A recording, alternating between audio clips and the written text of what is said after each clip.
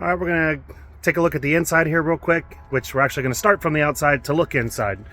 And so answer a few more of your questions as well here. We're asking about a bug net. You can see it goes all the way around. Gonna keep you completely closed off from the outside as far as insects and stuff go. And this is actually Velcroed on. So you can take it off and clean it. There's a rigid piece in here that's metal that keeps it helps it hold its shape, so when the wind gets to blowing or whatever, you don't have to fool with it too much. It's also a magnetic strip as well, so when this is actually zipped down, you can pull this off and just get right through without having to fool around with the zipper. So that's also nice. Your regular water tank fill here. You have 110 power in the back and your battery disconnect switch. And then we'll show you the functionality. Let me zoom back out a little bit. I'm way too close. Functionality of this door. It's in the rolled up position right now. Drops all the way down. A little bit of weight to it there.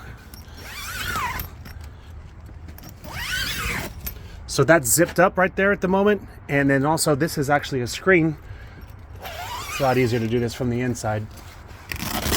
But this is on a zipper and Velcro, this flap, so you can have this actually open while your door is closed, and it's kind of like a little exterior screen door. And again, you've got the ability to just open it up like this, put it right back, and the magnet's going to grip back on there, so it keeps it nice and solid. Very functional, and if you ever need to take it off to wash it, you can just peel it right off the Velcro and then you're good to go. That up there is going to be the bar for your awning. Stows up there real nice and easy, plenty long enough for even a short person to reach up and be able to get that thing off of there. A couple of little small cargo net style storage in the back for any hand tools or whatnot that you might have. Close it. Actually, we're going to leave that open so we can have some light still going on in there. Gonna come around to the side here now and take a look at the rest of the inside. So here's the view of the inside. It's the galley and your extra seating that you have there in the back. 2 seats here with seat belts, so you can legally and safely travel 4 people anywhere in the United States. This table here is kind of it's a little easier to do this with one hand, but you can see with 2 hands, but you can see there's a track here, and the table actually, it's really hard to do with one hand, but so the table actually slides back and forth along this track. So if you need some extra space from your captain's chair when you're swiveled around, you can actually push this table almost all the way back into these right here. Then underneath, again, hard to do with 2 hands, so I'm actually going to set this down for 1 second. Okay, so underneath you got a little knob with several detent positions on it. It's going to allow you to actually swivel this table in a multitude of different ways. So there's one right here, kind of basically effectively access extra countertop space for while you're cooking in the galley.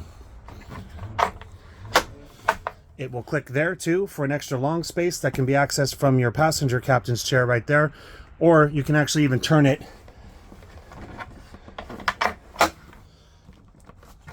It'll lock in place again. I got the chair pushed back a little bit right now, but it'll actually lock in place at another 45-degree angle right here. So if someone wants to turn around and use this as a laptop space, they can do that.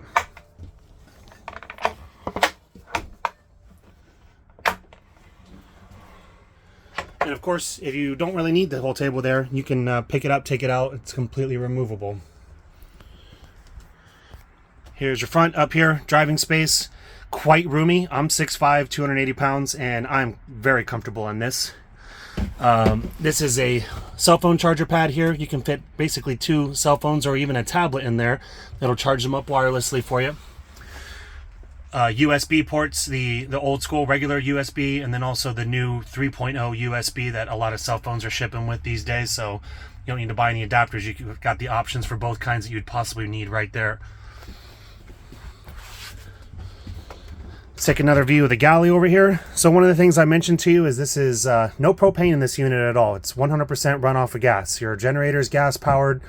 It's 24 gallons and it'll keep you powered and running without having to fool about with propane or, you know, filling your tanks up, all that stuff. They take that completely away. So the galley works a little bit differently in this one compared to a lot of other B vans. I'm gonna move this literature here off the way. So let's start with the sink. Got a cutting board cover for your sink. It's not the deepest sink, but it does have a nice high faucet there, so you can get stuff underneath of there that's a little bit taller, pitchers and whatnot, if you need to wash stuff. And the cover doubling as a cutting board is a nice little touch, I think. Plus, I like the wood grain color. Personally, I'm a wood guy. This little guy here, push the button. It's going to pop up. You got 3 110 outlets there, and then also more USB. Push the little button, and it goes right back down in there and stows away. So, where's the cooktop, you might be asking yourself? Well, being a non-propane unit, they actually got a little creative with it. So down here below, you can see you've got 8 drawers here. Nice sized drawers. This hardware is also really cool too, because it will not hook on your belt loops or get stuck on your dog's leash or whatever when they're pushed in like that. And that actually also locks it engages a lock on the inside, so your drawer doesn't open up while you're driving down the road. It's quite nice. So 8 whole drawers right there.